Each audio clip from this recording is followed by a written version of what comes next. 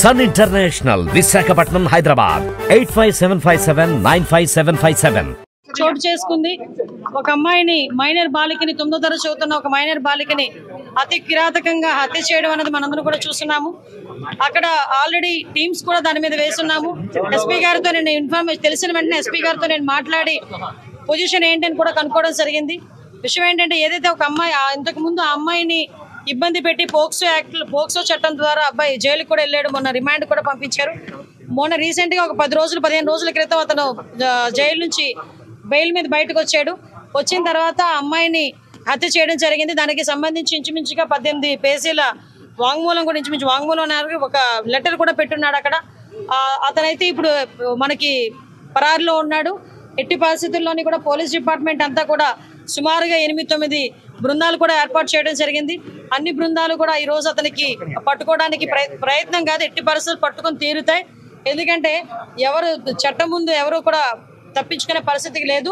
Definite గా ఎవడైతే హత్య చేశాడో అతన్ని ఇమీడియట్ గా మేము పట్టుకునే ప్రయత్నం కాదు, పట్టుకొని తీరుతాం. డిపార్ట్మెంట్ వాళ్ళకి కూడా చాలా క్లియర్ ఇన్స్ట్రక్షన్స్ వెళ్ళి చంద్రబాబు నాయుడు గారు, లోకేష్ బాబు గారు, పవన్ కళ్యాణ్ గారు కూడా దీని మీద ఆరా తీయడం జరిగింది, నాతో మాట్లాడడం జరిగింది. డెఫినెట్ గా ఎట్టి పరిస్థితుల్లోని నిందితుడు ఎవరైతే ఉన్నాడో అతి తొందరగా వీలైతే ఈ రోజు రేపట్లోనే నిందితుడిని పట్టుకుని అరెస్ట్ చేసే పరిస్థితి కొన్నిసార్లు వెనక పడుతున్నారని చెప్పేసి ఫిర్యాదు చేయడం జరిగింది. అయినా సరే పట్టించుకోలేదు. లేదమ్మా, కంపల్సరీగా నిజంగా అదే కనుక జరిగితే, నిజంగా అమ్మాయి దగ్గర నుంచి కంప్లైంట్ వెళ్ళి ఆ పోలీసులు కనుక పట్టించుకోలేదన్న సంగతి తెలిస్తే డెఫినెట్ గా ఏ పోలీస్ అయితే ఆ పోలీసు మీద చర్యలు తీసుకుంటాం. అందులో ఎక్కడెక్కడ కూడా బ్యాక్ స్టెప్ వేసే పరిస్థితి లేదు. కానీ మాకు వచ్చిన ఇన్ఫర్మేషన్ ఏంటంటే అటువంటి పరిస్థితి ఏమీ లేదు. చాలా ఆఫ్ సడన్ వచ్చి అతను హత్య చేసి వెళ్ళాడు అన్నది మాకు వచ్చిన ఇన్ఫర్మేషన్. లేదమ్మా, నిజంగానే వాళ్ళ బ్రదర్ కూడా చాలా ఇనిషియేషన్ తీసుకున్నాడు. ఇంతకు ముందు కూడా తను బెంగళూరులో పనిచేసేవాడు. ఇనిషియేషన్ తీసుకుని ఈ అబ్బాయి ఇంచుమించి 26 సంవత్సరాలు, ఆ అమ్మాయి చూస్తే 13 సంవత్సరాల వయసు. అవతల నిందితుడు ఎవరైతే ఉన్నాడో ఆ అబ్బాయిది కూడా 26-27 సంవత్సరాల వయసు. సో ఈ సిచ్యువేషన్స్ లోనే వాళ్ళ అన్నయ్యకి చాలా సేఫ్ గార్డ్ చేశాడు. కానీ దురదృష్టంతో అమ్మాయిని కాపాడుకోలేకపోయారు. కానీ ఎట్టి పరిస్థితుల్లో నిందితుని అయితే డెఫినెట్ గా పట్టుకున్నారు.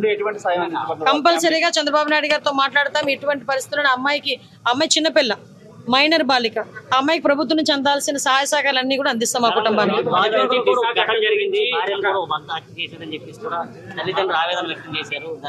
అమ్మ విషయం ఏంటంటే మేము చాలా సందర్భాల్లో చెప్పున్నాము, చాలా సంఘటనలు జరుగుతున్న సందర్భంలో పోలీస్ డిపార్ట్మెంట్ వాళ్ళు కూడా చాలా ఫర్మ్ గా ఉన్నారు. లాస్ట్ టైం మీరు చూసారు, చీరాల సంఘటన జరిగిన తర్వాత సుమారుగా 36 గంటలు నిందితులను పట్టుకుని మేము రిమాండ్ కూడా పంపించుకోవడం జరిగింది.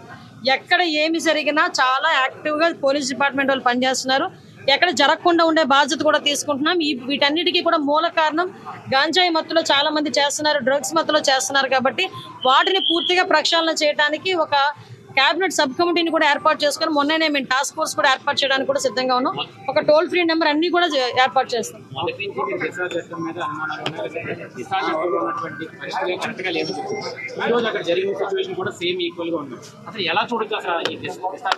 దిశ చట్టమే లేదండి. చట్టం లేని దాని గురించి మీరు మాట్లాడుకోవడం అనవసరం. ఫస్ట్ థింగ్, దిశ చట్టం అనేది లేదు కాబట్టి దిశ చట్టం గురించి మాట్లాడుకోవాల్సిన అవసరం లేదు. ఇప్పుడున్న చట్టాలని బలోపేతం చేసుకుని మనం ఫర్దర్ గా ఎటువంటి ఇబ్బంది లేకుండా చూసుకునే బాధ్యత తీసుకుంటాం. న్యాయ నిపుణుల సలహాలు కూడా మేము తీసుకుంటాం.